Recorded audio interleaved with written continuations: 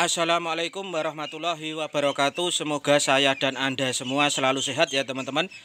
Amin ya robbal alamin. Baik teman-teman, begini kita di sini video kali ini akan membahas bahan pakan apa saja yang tidak boleh digunakan untuk bebek pedaging. Dan justru bahan pakan ini itu kalau digunakan terus-menerus akan mengakibatkan kerugian bebek itu. Bahan pakan apa ini dan kenapa kok tidak boleh digunakan, kita akan bahas di sini bersama-sama. Kemudian begini teman-teman ya,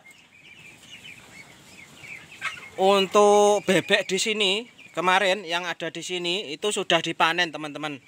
Kemarin itu dipanen umur 39 hari. Hasil bobotnya itu kurang begitu memuaskan teman-teman. Kurang menurut saya, sangat kurang sekali. Karena di umur belasan kemarin itu bebek yang ada di sini itu sempat terjadi kelumpuhan yang banyak teman-teman ya. Artinya banyak bebek yang lumpuh seperti itu. Jadi yang buat jalan itu lututnya teman-teman, bukan telapak kakinya, lututnya yang dibuat jalan itu. Bagaimana nanti perolehan hasil panennya, FCR-nya berapa, kemudian BW-nya berapa, nanti kita bahas di video selanjutnya. Mungkin setelah video ini kita buatkan rinciannya. Terus kalau kita membahas masalah pakan bebek pedaging, tentunya ini sangat menarik untuk kita simak ya teman-teman ya. Sangat seru untuk kita nonton sampai akhir ya. Karena kalau menurut saya ransum pakan ini itu bisa adalah momok ya teman-teman ya, momok bisa dikatakan momok untuk peternak, khususnya yang baru memulai seperti itu. Karena kalau campurannya pas nggak masalah, kalau campurannya nggak pas justru akan membuat kita itu rugi. Terus ke langsung pokok pembahasan ya teman-teman, tentang bebek, pakan bebek, bahan pakan bebek yang menurut saya itu jangan digunakan ya dalam beternak bebek ya. Nanti kita jabarkan ada beberapa bahan yang sebaiknya itu tidak usah digunakan ya. Karena apa? Karena bahan pakan tersebut itu seratnya itu terlalu tinggi teman-teman. Seratnya itu loh terlalu tinggi ya. Karena sudah bukan rahasia umum lagi ya teman-teman, kalau untuk bebek pedaging ini itu sudah dari dari wataknya, dari sifatnya itu dia tidak membutuhkan serat yang terlalu tinggi ya. Jadi kalau dipaksakan menggunakan bahan yang saya sebutkan nanti, itu kemungkinan besar sekali, kemungkinan itu pertumbuhannya akan lambat, kemudian biaya kita untuk pembelian pakan itu akan membengkak, FCR-nya akan membengkak, kemudian kita tidak untung maksimal atau bahkan nanti bisa dikatakan rugi seperti itu. Lalu apa saja bahan pakannya? Pertama itu adalah ampas tahu teman-teman. Ampas tahu atau ampas-ampas yang lain, pokoknya yang mengandung ampas itu sebaiknya tidak digunakan. Karena itu adalah seratnya terlalu tinggi. Contohnya ya ampas tahu, ampas kambil begitu. Kalau ampas tahu itu tinggi sekali teman-teman seratnya. Jadi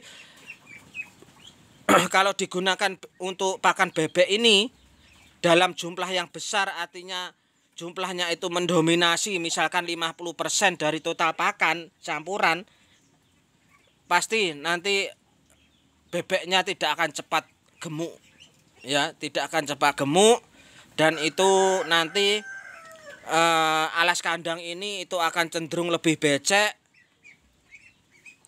Terus habisnya pakan itu akan banyak sekali ya. Walaupun dengan difermentasi sekalipun ya. Ampas tahu ini difermentasi sekalipun hasilnya tidak akan bagus menurut saya. Terus yang kedua apa? Dedak kasar. Dedak itu juga serat kasarnya tinggi. Itu kalau misalkan Anda menggunakan 50% dari total pakan campuran dalam langsung pakan, dijamin teman-teman bebek tidak akan gemuk. Bebek makannya banyak namun tidak akan menjadi daging ya.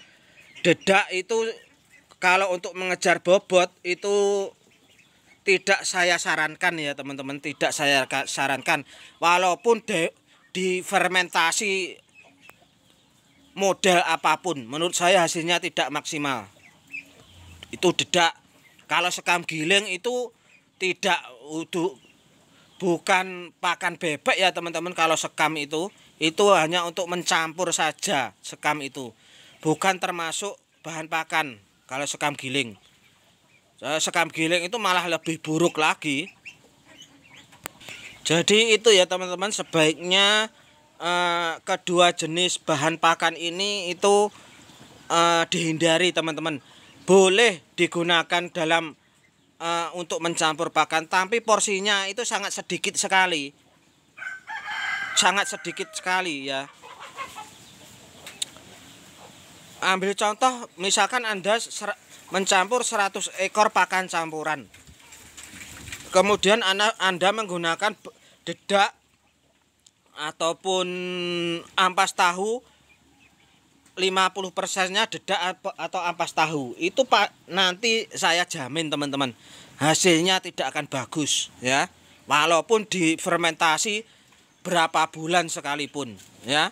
Jadi itu teman-teman ya, saya kira sedikit informasi yang dapat saya berikan.